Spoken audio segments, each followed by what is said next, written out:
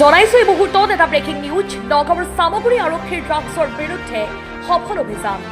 নগাঁৱৰ চামগুৰি ভেলৌগুৰিৰ দক্ষিণ পাটৰ 127 নং ৰাষ্ট্ৰীয় ঘাইপথত লক্ষাধিক টকাৰ হেৰইনসহ আটক এজন। ভিআইপি বাহনৰ লগতে বিজেপি লোগো সম্বলিত বাহনৰ পৰা চামগুৰি আৰক্ষীয়ে উদ্ধাৰ কৰে 30টা ড্ৰাগছ ভৰ্তি চাবোনৰ বাকচ। হোজাইৰ পৰা তেজপুৰলৈ AS12M 6587 নম্বৰৰ বিলাসী বাহনখনেৰে নিষিদ্ধ হেৰইনসমূহ নি থকা অৱস্থাত নগাঁৱৰ চামগুৰিত আৰক্ষীয়ে জব্দ কৰে বাহনখন। আৰক্ষীয়ে প্ৰায় 18 লক্ষাধিক টকাৰ হেৰইন জব্দ কৰাৰ লগতে আটক কৰে নজৰুল ইছলাম নামৰ এজন সৰবৰাহকাৰী। ভিডিঅ' জাৰ্নেলিষ্ট মৃণালৰ সহযোগত নগাঁৱৰ পৰা বিভূতি বৰাৰ প্ৰতিবেদন, বটদ্ৰা লাইভ।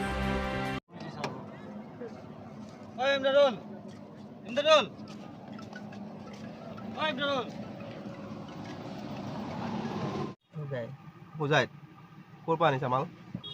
মই মালটো অনা নাই। মই ড্ৰাইভাৰে কালি ৰাতি 7:30 বজাত মোক গাড়ী এখন দিছে, দি পেলাই কৈছে দোলাবাৰী যাবা, দোলাবাৰীৰ পৰা 2জন মানুহ ডাইৰেক্ট হোজাই আনি থ'ব লাগে।